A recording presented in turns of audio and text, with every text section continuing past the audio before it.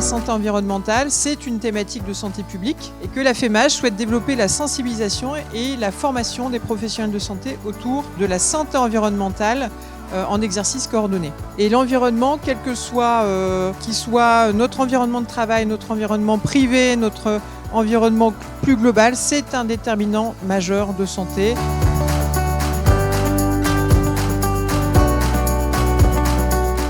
Les Shifters, c'est l'association qui s'est donnée pour mission d'assister le Shift Project. Leur méthode, c'est de produire des rapports et des analyses basées sur la méthode scientifique afin de produire des chiffres qui permettent d'éclairer le débat public. Et donc mon objectif, ça sera de vous convaincre que le système de santé va faire face à des contraintes majeures avec le changement climatique qui est en cours et à venir et que ça va nécessiter des transformations en profondeur de son fonctionnement. Le secteur de la santé a un impact direct sur le climat. 8% de l'empreinte carbone de la France. Il y a une nécessaire réduction des émissions à engager, on l'a vu, pour limiter l'impact du réchauffement climatique. À savoir que les extrêmes climatiques vont potentiellement induire des débordements du système de santé. Ça n'est pas lié au réchauffement climatique, mais vous avez vu que le Covid a débordé nos systèmes de santé. Il va y avoir d'autres événements de type climatique qui vont amener à ce genre de conséquences. La majorité des émissions en fait, sont dites des émissions indirectes, c'est-à-dire le transport de patients, l'utilisation de médicaments. Si on parle de bilan carbone, c'est l'affaire de tous les acteurs de la santé, à peu près sur tout ce qui concerne le fonctionnement du système.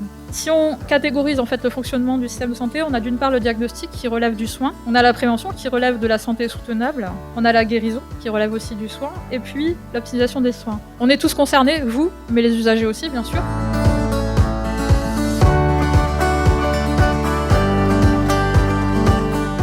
Seul dans nos cabinets, le pharmacien tout seul dans son officine, il n'arrive à rien. C'est l'effet colibri. Chacun va mettre sa petite graine et de petite graine en petite graine, on va construire une forêt. Si le médecin lui-même ne change pas sa pratique, comment est-ce qu'il peut attendre de ses patients qu'eux-mêmes changent leur pratique? Donc c'est vraiment dans nos petits gestes quotidiens qu'on peut y arriver.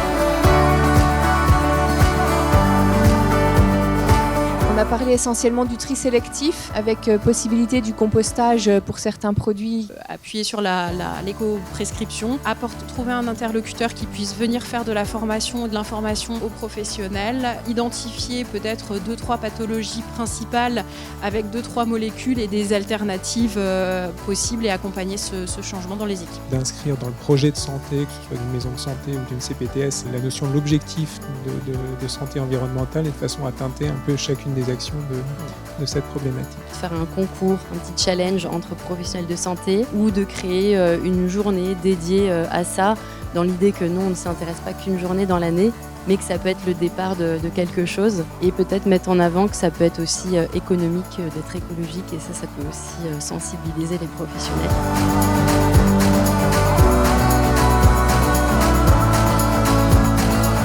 On va rendre concret la santé environnementale en l'impliquant de plus en plus dans la politique de santé et en impliquant aussi dans nos gestes quotidiens et dans nos gestes professionnels.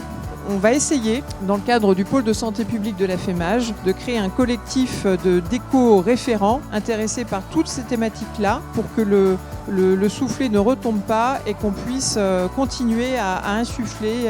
Il faut que ce soit connu, il faut que ce soit partagé, c'est ce qu'on appelle la capitalisation. Merci pour vos contributions très riches, ça montre bien qu'on ne peut être que optimiste quant à la suite.